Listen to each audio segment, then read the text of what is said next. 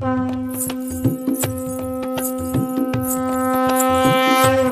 कृष्ण प्रिय भक्तों, आज हम करेंगे गोवर्धन अन्नकूट की कथा।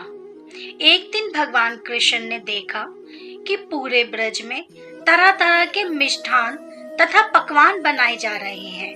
पूछने पर ज्ञात हुआ कि यह सब वक्रासुर संहारक मेघ देवता देवराज इंद्र की पूजा के लिए तैयार हो रहा है। इंद्र की प्रसन्नता से ही वर्षा होगी, गायों को चारा मिलेगा तथा जीविकोपार्जन की समस्या हल होगी। यह सुनकर भगवान श्री कृष्ण ने इंद्र की निंदा करते हुए कहा कि उस देवता की पूजा करना चाहिए जो प्रत्यक्ष आकर पूजन सामग्री स्वीकार करे। गोपों ने यह वचन सुनकर कहा कि कोटि कोटि देवताओं के राजा की तरह आपको निंदा नहीं करनी चाहिए। कृष्ण ने कहा, इंद्र ने क्या शक्ति है जो पानी बरसाकर हमारी सहायता करेगा। उससे तो शक्तिशाली तथा सुंदर यह गोवर्धन पर्वत है जो वर्षा का मूल कारण है। इसकी हमें पूजा करनी चाहिए। भगवान श्री कृष्ण के बागजाल में फंसकर सभी ब्रजवासियों ने चारों ओर धूम मचा दी। तत्पश्चात नंद जी ने ग्वाल गोपांगनाओं को सहित एक सभा में कृष्ण जी से पूछा कि इंद्र की पूजा से तो दुर्भिक्ष उत्पन्न समाप्त होगा, चौमासरे के सुंदर दिन आएंगे, मगर गोवर्धन की पूजा से क्या लाभ होगा। उत्तर में श्री कृष्ण जी ने गोवर्धन की भूरी भूरी प्रशंसा की तथा उसे गोप गोपियों की आजीविका का एकमात्र सहारा सिद्ध किया। भगवान की बात सुनकर समस्त ब्रजमंडल बहुत प्रभावित हुआ तथा अपने अपने घर से लाकर सुंदर मिष्टान पकवानों सहित पर्वत तराई में कृष्ण द्वारा बताई गई विधि से गोवर्धन की पूजा की।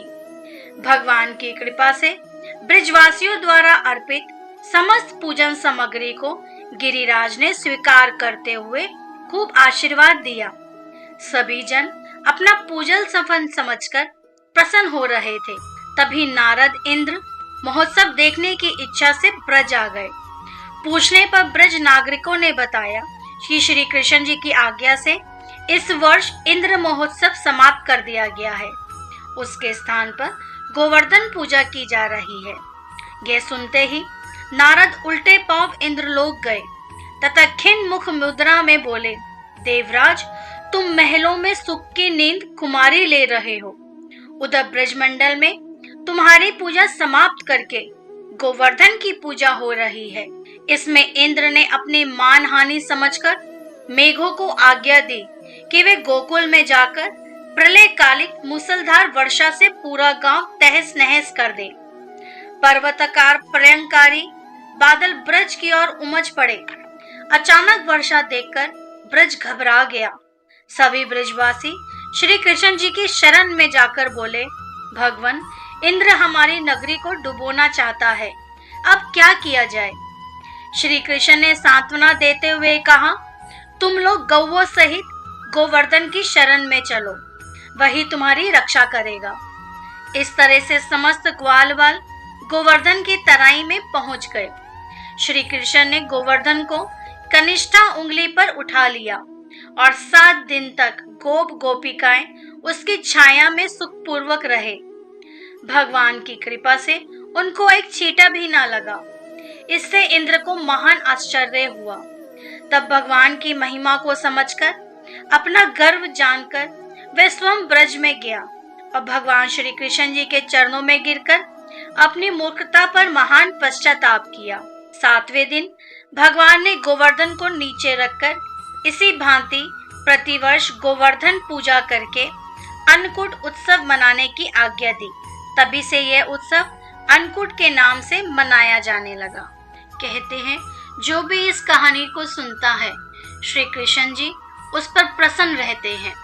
बोलो कार्तिक के महाराज राई दामोदर श्री कृष्ण भगवान की जय हो। आइए शुरू करते हैं श्री गोवर्धन महाराज जी की आरती। श्री गोवर्धन महाराज महाराज तेरे माथे मुकुट विराज रहो। श्री गोवर्धन महाराज महाराज, तेरे माथे मुकुट विराज रहो।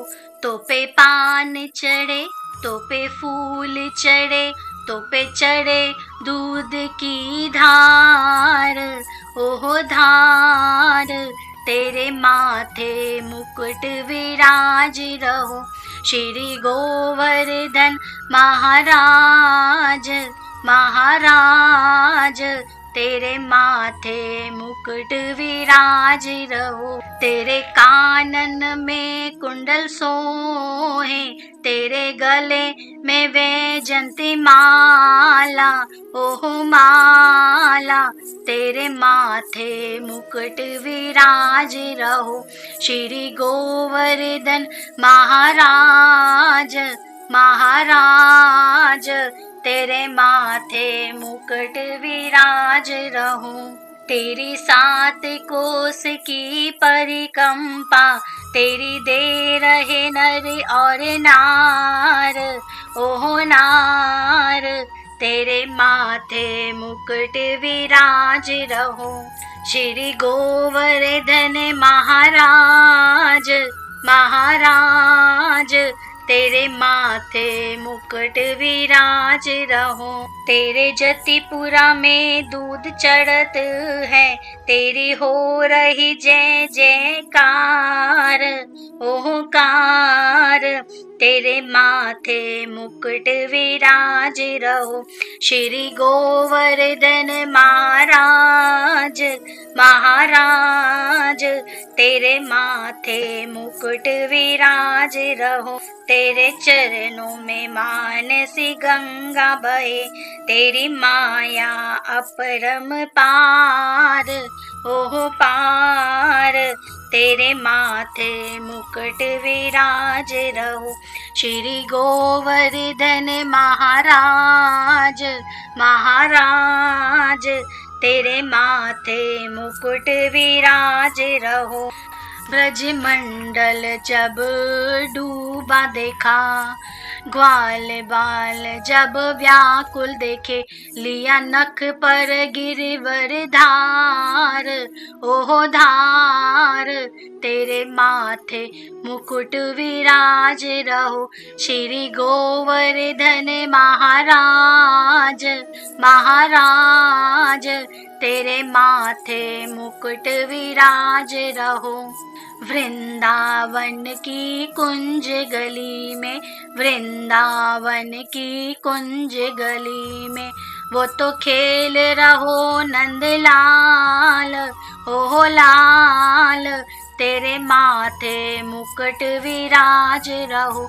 श्री गोवर्धन महाराज महाराज, तेरे माथे मुकुट विराज रहो। चंद्र सखी भज बाल कृष्ण छवि, चंद्र सखी भज बाल कृष्ण छवि, तेरे चरणों पे बलिहार आए, तेरे चरणों पे बलिहारी जाए, ओहो हाय। तेरे माथे मुकुट विराज रहो। श्री गोवर्धन महाराज महाराज, तेरे माथे मुकुट विराज रहो।